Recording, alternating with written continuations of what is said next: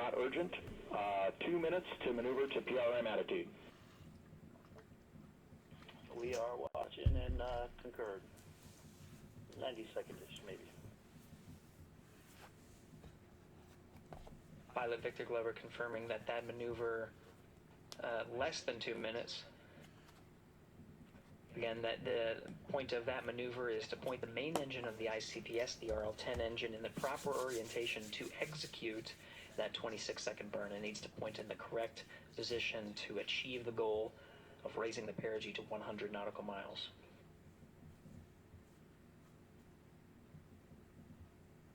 You heard some of the environmental control system activations over Orion to Earth. Jeremy Hansen activated the O2 sensors. They'll be measuring the cabin of Orion.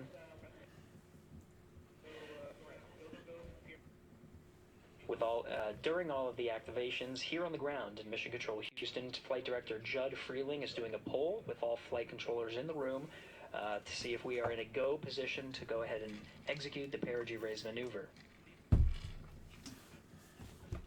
Once concluded, Stan Love will report it back up to the crew, and we'll stand by for that.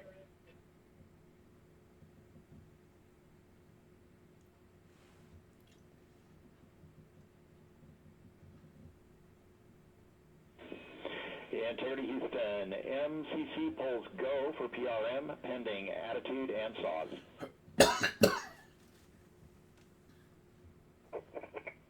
Hey, we copy. MCCs go. Maneuver starting.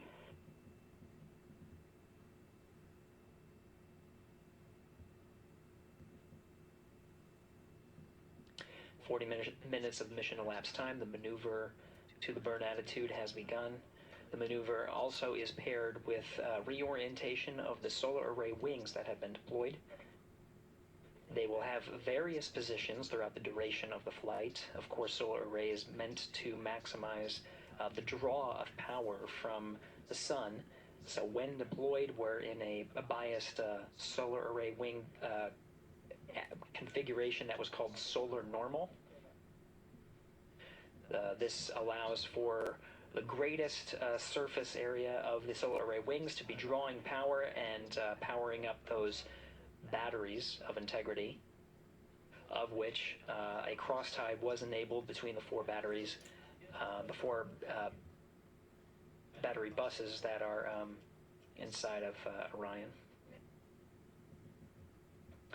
However, for the perigee raise maneuver, the solar array wings will be put into a position to take on the loads imparted by the ICPS main engine when they execute the 26-second burn. You can see in the animation here, the solar array wings are in motion, and the attitude is being reconfigured to point the engine in the correct direction, those solar array wings being pointed forward.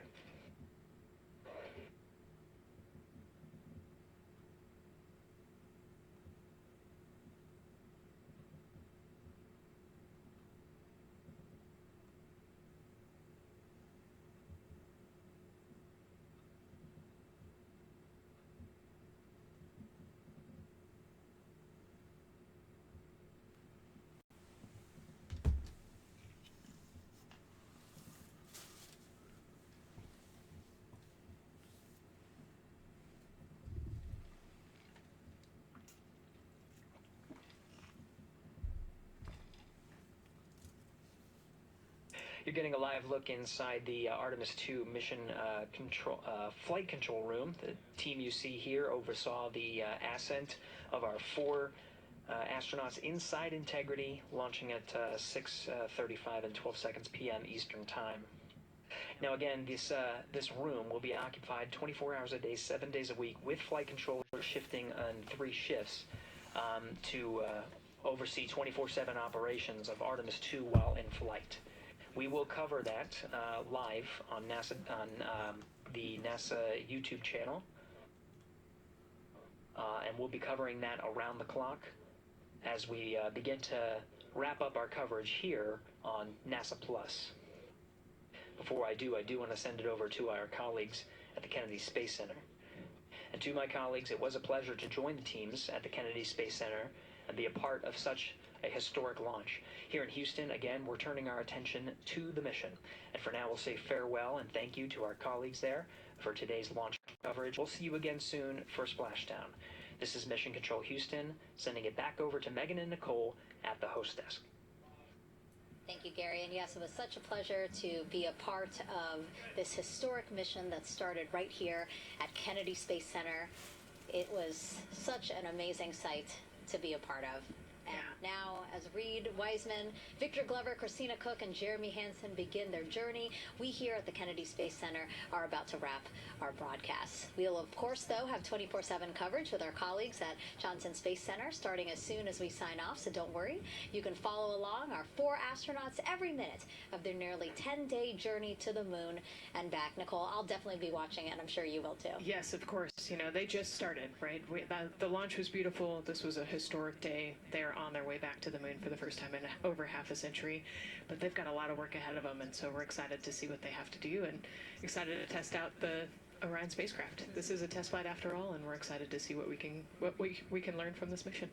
Very humbling, inspiring. It was really amazing to be a part of this, and I'm so glad that so many people joined along by either watching here in person or watching online. And of course, Nicole, thank you so much for sitting through this, answering questions, adding so much context and information that really brought a lot out of what we saw today. Oh man, I had a blast. You're a rock star. You're Oh my a professional. gosh. This was great. Oh, you're great. So this was a wonderful day. Well, again, thank you so much, and thank you to you for watching at home. You know, tonight we didn't just launch a rocket, we launched the next chapter of human exploration. Our Artemis II crew now on their way back to the moon, and we're taking you with us. So thank you again for watching, and go Artemis II.